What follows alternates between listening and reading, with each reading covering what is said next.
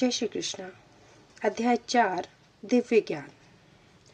आत्मा, ईश्वर तथा इन दोनों से संबंधित दिव्य ज्ञान शुद्ध करने तथा मोक्ष प्रदान करने वाला है। ऐसा ज्ञान कर्मयोग का फल है। भगवान गीता के प्राचीन इतिहास इस भौतिक जगत में बारंबार अपने अवतरण की महत्ता तथा गुरु के पास जाने की आवश्यकता का उपदेश देते हैं। श्लोक 1। अनुवाद। भगवान श्री कृष्ण ने कहा, मैंने इस अमर योग विद्या का उपदेश सूर्यदेव विवस्वान को दिया और विवस्वान ने मनुष्यों के पिता मनु को उपदेश दिया और मनु ने इसका उपदेश इक्ष्वाकु को दिया। तात्पर्य, यहाँ पर हमें भगवद गीता का इतिहास प्राप्त होता है। यह अत्यंत प्राचीन बताया गया है, जब इसे सूर्यलोक इत्यादि संपूर्ण लोकों के राजा को प्रदान किया गया था। समस्त लोकों के राजा विशेष रूप से निवासियों की रक्षा के निमित्त होते हैं, अतः राजन्य वर्ग को भगवद गीता की विद्या को समझना चाहिए, जिससे वे नागरिकों यानी कि प्रजा पर शासन कर सकें और उन्हें काम रूपी भवबंधन से बचा सकें। मानव जीवन का उद्देश्य भगवान के साथ अपने शाश्वत संबंध के आध्यात्मिक ज्ञान का विकास है और सारे राज्यों तथा समस्त लोगों के शासनाध्यक्षों को चाहिए कि शिक्षा, संस्कृति तथा भक्ति द्वारा नागरिकों को यह पाठ पढ़ाएं। दूसरे शब्दों में, सारे राज्य के शासनाध्यक्ष कृष्ण भावनामृत विद्या का प्रचार करने के लिए होते हैं, जिससे जनता इस महाविद्या का लाभ उठा सके और मनुष्य जीवन के अवसर का लाभ उठाते हुए सफल मार्ग का अनुसरण कर सके। इस मनवंतर में सूर्यदेव विवस्वान कहलाता है, यानी सूर्य का राजा, जो सौरमंडल के अंतर्गत समस्त ग्रहों का उद्गम है। ब्रह्म संहिता में कहा गया है, ब्रह्मा जी ने कहा, मैं उन श्री भगवान गोविंद जी की पूजा करता हूँ जो आदि पुरुष हैं और जिनके आदेश से समस्त लोकों का राजा सूर्य प्रभूत शक्ति तथा ऊष्मा धारण करता है। यह सूर्य भगवान के नेत्र तुल्य है और यह उनकी आज्ञा अनुसार अपनी कक्षा को तय करता है। सूर्य सभी लोगों का राजा है तथा सूर्यदेव विवस्वान सूर्य ग्रह पर शासन करता है, जो ऊष्मा तथा प्रकाश प्रदान करके अन्य समस्त लोगों को अपने नियंत्रित में रखता है। सूर्य कृष्ण के आदेश पर घूमता है और भगवान कृष्ण ने विवस्वान को भगवद गीता की विद्या समझाने के लिए अपना पहला शिष्य चुना। अतः गीता किसी मामूली सांसारिक विद्यार्थी के लिए कोई काल्पनिक भाष्य नहीं, अपितु ज्ञान का मानक ग्रंथ है जो अनंत काल से चला आ रहा है। महाभारत में हमें गीता का इतिहास इस रूप में प्राप्त होता है। त्रेता युग के आदि में विवस्वान ने परमेश्वर संबंधी इस विज्ञान का उपदेश मनु को दिया और मनुष्यों के जनक मनु ने इसे अपने पुत्र इक्ष्वाकु को दिया। इक्ष्वाकु इस पृथ्वी के शासक थे और उस रघुकुल के पूर्वज थे जिसमें भगवान श्री राम ने अवतार लिया। इससे प्रमाणित होता है कि मानव समाज में महाराज इक्ष्वाकु के काल से ही भगवद गीता विद्यमान थी। इस समय कलयुग के केवल 5000 वर्ष व्यतीत हुए हैं, जबकि इसकी पूर्णायु 4,32,000 वर्ष है। इसके पूर्व द्वापर युग 8 लाख वर्ष था और इसके भी पूर्व त्रेता युग 12 लाख वर्ष था। इस प्रकार लगभग 20,05,000 वर्ष पूर्व मनु ने अपने शिष्य तथा पुत्र इक्ष्वाकु से, जो इस पृथ्वी के राजा थे, श्रीमद् भागवत कही।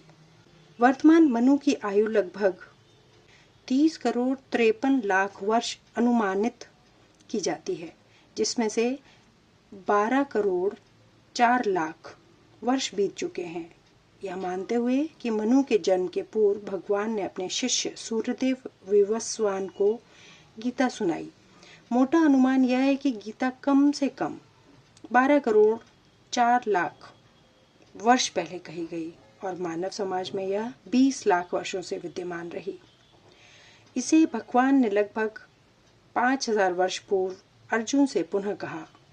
गीता के अनुसार ही तथा इसके वक्ता भगवान कृष्ण के कथन के अनुसार यह गीता के इतिहास का मोटा अनुमान है। सूर्यदेव विवस्वान को इसलिए गीता सुनाई गई क्योंकि वह क्षत्रिय था और समस्त क्षत्रियों का जनक है जो सूर्यवंशी है। चूंकि भगवत गीता वेदों के ही समान है क्योंकि इसे श्री भगवान ने कहा था, अतः यह ज्ञान अपौरुष्य है।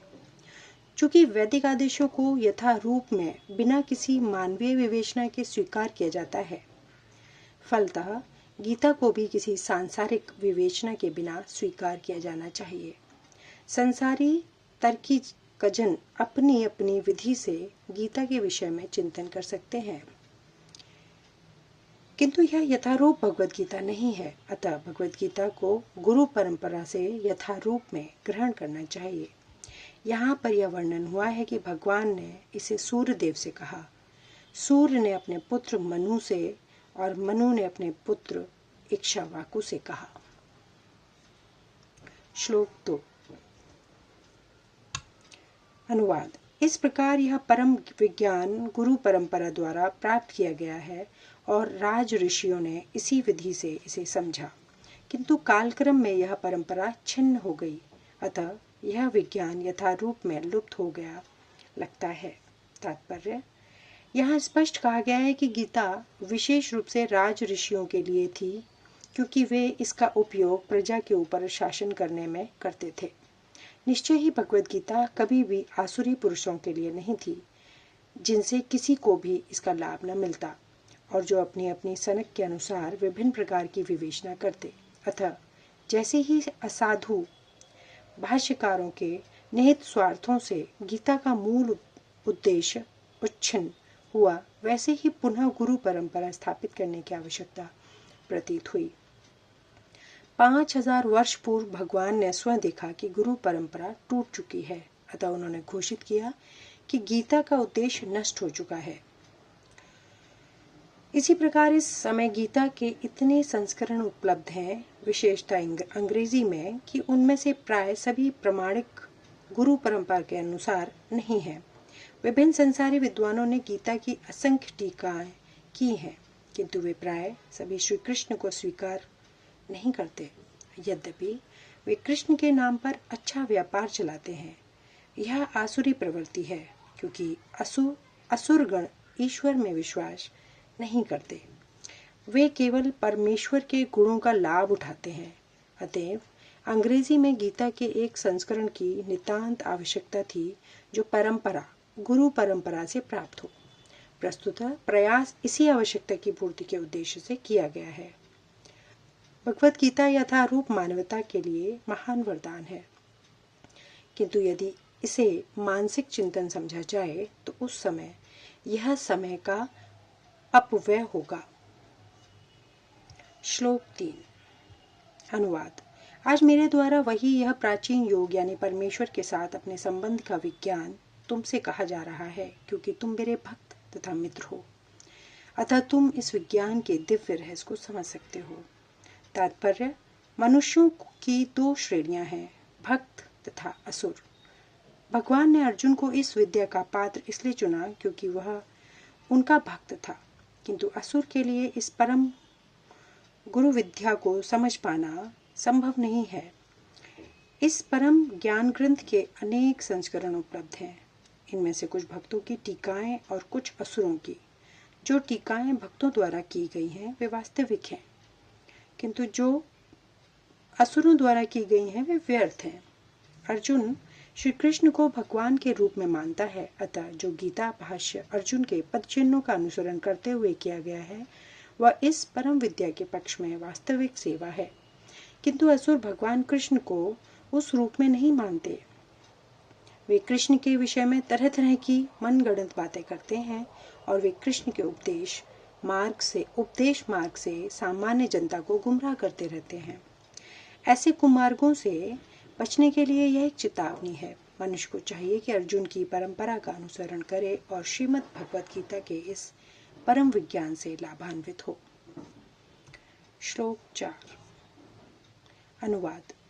अर्जुन ने कहा, सूर्यदेव, विवस्वान आपसे पहले हो चुके ज्येष्ठ हैं, तो फिर मैं कैसे समझूं कि प्रारंभ में भी आपने उन्हें इस विद्या का उपदेश दिया था। तात्पर्य, जब अर्जुन भगवान का माना हुआ भक्त है तो फिर उसे कृष्ण के वचनों पर विश्वास क्यों नहीं हो रहा था। तथ्य यह कि अर्जुन यह जिज्ञासा अपने लिए नहीं कह रहा था, अपितु यह जिज्ञासा उन सबों के लिए थी जो भगवान में विश्वास नहीं करते, अथवा उन आसुरों के लिए है जिन्हें यह विचार पसंद नहीं है कि कृष्ण को भगवान माना जाए। उन्हीं के लिए अर्जुन यह बात इस तरह पूछ रहा है, मानो वह स्वयं भगवान या कृष्ण से अवगत न हो। जैसा कि 10वें अध्याय में स्पष्ट हो जाएगा, अर्जुन भलीभांति जानता था कि कृष्ण श्री भगवान है और वे प्रत्येक वस्तु के मूल स्रोत हैं तथा ब्रह्मा की चरम सीमा है। निसंदेह कृष्ण इस पृथ्वी पर देवकी के पुत्र रूप में भी अवतीर्ण हुए। सामान्य व्यक्ति के लिए यह समझ पाना अत्यंत कठिन है कि कृष्ण किस प्रकार उसी शाश्वत आदि पुरुष श्री भगवान के रूप में बने हैं। अतः इस बात को स्पष्ट करने के लिए ही अर्जुन ने कृष्ण से यह प्रश्न पूछा, जिससे वे ही प्रमाणिक रूप में बताएं। कृष्ण परम प्रमाण है। यह तथ्य आज ही नहीं, अनंत काल से सारे विश्व द्वारा स्वीकार किया जाता रहा है। केवल असुर ही उन्हें अस्वीकार करते रहे हैं। जो भी हो, क्योंकि कृष्ण सर्व स्वीकृत परम प्रमाण है, अतः अर्जुन उन्हीं से प्रश्न करता है जिससे कृष्ण स्वयं बताएं और असुर तथा उनके अनुयायी जिस भांति अपने लिए तोड़ मरोड़ करके उन्हें प्रस्तुत करते रहे हैं, उससे बचा जा सके।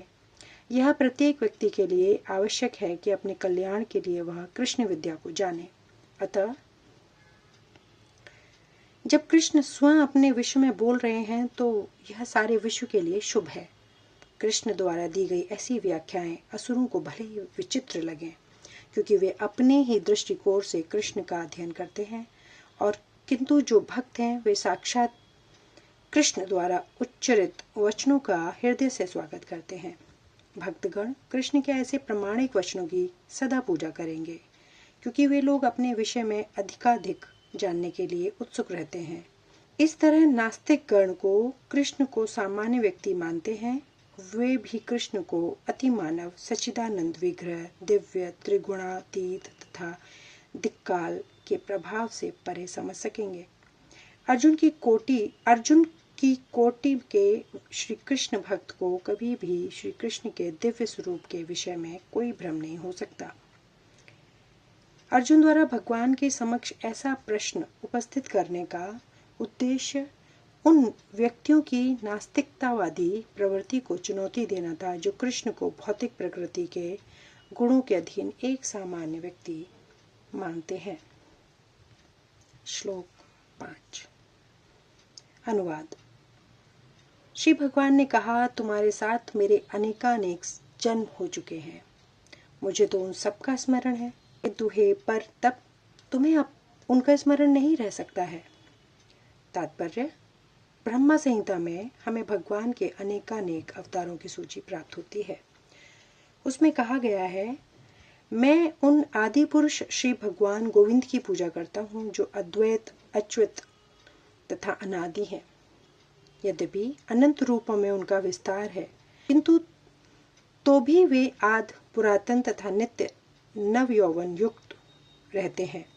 श्री भगवान के ऐसे सच्चिदानंद रूप को प्राय श्रेष्ठ वैदिक विद्वान जानते हैं, किंतु विशुद्ध अन्य भक्तों को भी उनके दर्शन नित्य ही होते रहते हैं। ब्रह्म संहिता में यह भी कहा गया है, मैं उन श्री भगवान गोविंद की पूजा करता हूँ जो राम, नरसिंह आदि अवतारों तथा अंशावतारों के में नित्य स्थित रहते हुए भी कृष्ण नाम से विख्यात आदि पुरुष है और जो स्वयं भी अवतरित होते हैं। वेदों में भी कहा गया है कि अद्वैत होते हुए भी भगवान असंख्य रूपों में प्रकट होते हैं। मैं उस वैदुर्य मणि के समान हूँ जो अपना रंग परिवर्तित करते हुए भी एक ही रहता है। इन सारे रूपों को विशुद्ध निष्काम भक्ति ही समझ पाते हैं। केवल वेदों के अध्ययन से उनको नहीं समझा जा सकता। अर्जुन जैसे भक्त कृष्ण के नित्य सखा हैं और जब भी भगवान अवतरित होते हैं तो उनके पार्षद भक्त भी विभिन्न रूपों में उनकी सेवा के लिए उनके साथ साथ अवतार लेते हैं। अर्जुन ऐसा ही भक्त है और इस श्लोक से पता चलता है कि लाखों वर्ष पूर्व जब भगवान कृष्ण ने भगवद गीता का प्रवचन सूर्यदेव विवस्वान से किया था तो उस समय अर्जुन भी किसी भिन्न रूप में उपस्थित था, किंतु भगवान तथा अर्जुन में यह अंतर है कि भगवान ने यह घटना याद रखी किंतु अर्जुन इसे याद नहीं रख सका। अंश रूप जीवात्मा तथा परमेश्वर में यही अंतर है। यद्यपि अर्जुन को यहाँ परम शक्तिशाली वीर के रूप में संबोधित किया गया है जो शत्रुओं का दमन कर सकता है, किंतु विगत जन्मों में जो घटनाएं घटी हैं उसे स्मरण रखने में वह अक्षम है। अतः भौतिक दृष्टि से जीव चाहे कितना ही बड़ा क्यों न हो, वह कभी परमेश्वर की समता नहीं कर सकता। भगवान का नित्य संगी निश्चित रूप से मुक्त पुरुष होता है, किंतु वह भगवान के तुल्य नहीं होता। ब्रह्म संहिता में भगवान को अच्युत कहा गया है, जिसका अर्थ होता है वे भौतिक संपर्क में रहते हुए भी अपने को नहीं भूलते। अतः भगवान तथा जीव कभी भी सभी तरह से एक समान नहीं हो सकते, भले ही जीव अर्जुन के समान मुक्त पुरुष क्यों न हो। यद्यपि अर्जुन भगवान का भक्त है, किंतु कभी कभी वह भी भगवान की प्रकृति को भूल जाता है, किंतु दैवी कृपा से भक्त तुरंत भगवान की अच्युत स्थिति को समझ जाता है, जबकि अभक्त या असुर इस दिव्य प्रकृति को नहीं समझ पाता।